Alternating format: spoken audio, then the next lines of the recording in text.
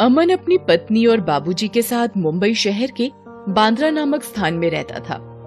अमन की माताजी का देहांत कुछ साल पहले ही हो गया था। अमन को घूमना फिरना, ट्रैकिंग करना और खूब मस्ती करना बहुत पसंद है। इसी वजह से वो नई नई जगह जाना पसंद करता है। एक बार की बात है, उसने और उसके दोस्त रोहन ने संग्रामगढ़ जाने का प्रोग्राम बनाया। रोहन, तुम चलोगे ना? हाँ भाई, मैं भला क्यों मना करने लगा। जहाँ मेरा दोस्त वहाँ मैं। ये बात सुनकर तो मजा ही आ गया। रात का समय था। अमन अपनी पत्नी और बाबूजी के साथ डाइनिंग टेबल पर खाना खा रहा था। तभी अमन बोलता है, बाबूजी, मैं संग्रामगढ़ जाना चाहता हूँ। अब तुम शादीशुदा हो, अपनी जिम्मेदारियों को समझो। ट्रैकिंग वगैरह में कुछ नहीं रखा। प्लीज बाबूजी, मैं वहाँ जाना चाहता हूँ। बाबूजी, क्यों ना आप और मैं भी इनकी ट्रैकिंग में इनके साथ ही संग्रामगढ़ चलें? नहीं नहीं, मैं अपने दोस्त के साथ जा रहा हूँ। अगर तुम जाना ही चाहते हो तो हम भी तुम्हारे साथ चलेंगे, वरना तुम भी नहीं जाओगे। ठीक है बाबूजी। सभी अपनी अपनी तैयारियों में लग जाते हैं। अगले दिन सुबह ही अमन, सुनीता, रोहित और बाबूजी कार में बैठकर संग्रामगढ़ जाने के लिए निकल पड़ते हैं। वो सभी बहुत मस्ती करते हुए संग्रामगढ़ जा रहे होते हैं, पर संग्रामगढ़ बहुत दूर था, इसीलिए उन्हें यात्रा करते हुए रात का समय हो जाता है। वो लगभग संग्रामगढ़ से बस 5 किलोमीटर पहले ही अपनी गाड़ी एक चाय के स्टॉल पर रोकते हैं। अरे भैया, 4 कप चाय तो बना दो जरा। जरूर भैया, क्यों नहीं, अभी बना देते हैं। अभी संग्रामगढ़ पहुंचने में कितना टाइम और लगेगा? अरे आप संग्रामगढ़ जा रहे हो क्या? हाँ जी। अरे आप लोग शहर से आए हैं लगता है। शायद आपको ये पता नहीं है कि रात के समय संग्रामगढ़ में कोई भी अपने घर से बाहर नहीं निकलता, क्योंकि रात को वहां एक चुड़ैल वास करती है। यहाँ तक कि उसकी सीमा से कोई यात्री भी रात के समय यात्रा नहीं करता। क्या तुम लोग भी आज के युग में भी तुम लोग सिर्फ चुड़ैल जैसी अंधविश्वास वाली बातों में ही पड़े रहते हो? ऐसा कुछ नहीं होता, ये सब बकवास है। रोहित ये बात सुनकर थोड़ा सा डर जाता है और वो अमन की पत्नी सुनीता से आकर इस बारे में बताता है। सुनीता भी ये सब सुनकर डर जाती है और रोहित से कहती है, अमन नहीं मानेंगे, उन्हें ऐसी अंधविश्वासी बातों पर भरोसा नहीं है, इसीलिए मैं कुछ करती हूँ। ठीक है। मैं बहुत थक गई हूँ, क्या हम यहाँ किसी होटल या लॉज में आज रात के लिए रुक जाते हैं? ठीक है।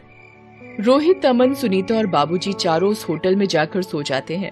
अगले दिन सुबह सुबह वो चारों संग्रामगढ़ की ओर निकल पड़ते हैं।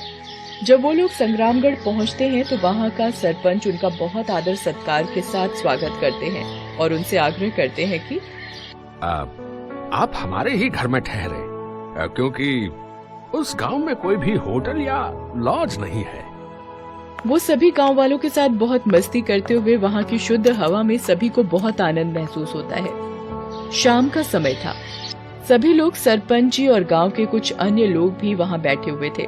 तभी सरपंच जी कहते हैं, आप लोग कल जब हमारा गांव घूमने के लिए जाएंगे तो आप उस पहाड़ी के पीछे कृपया करके नहीं जाइएगा। क्यों? क्या है वहाँ पर? उस जगह से रात के समय किसी के घुंघरू चूड़ियों की आवाजें आती हैं, और रात के समय अगर वहाँ कोई चला जाता है तो कभी जिंदा वापस नहीं आता। सरपंच जी, रोहित बहुत बड़ा डरपोक है। कृपया करके आप ऐसी अंधविश्वास वाली बातें इसके सामने ना करें। अमन बेटा, मैं बिल्कुल सही कह रहा हूँ, ये हकीकत है, अंधविश्वास नहीं।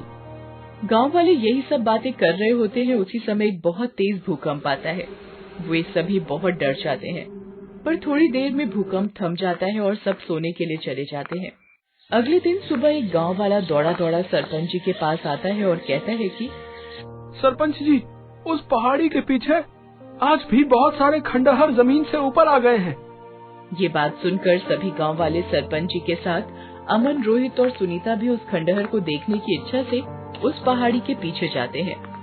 वो सभी लोग उस खंडहर के जब अंदर जाते हैं तो देखते हैं कि वो तो एक महल है जिसमें राजा महाराजाओं के टाइम की बहुत सी चीजें रखी हुई हैं।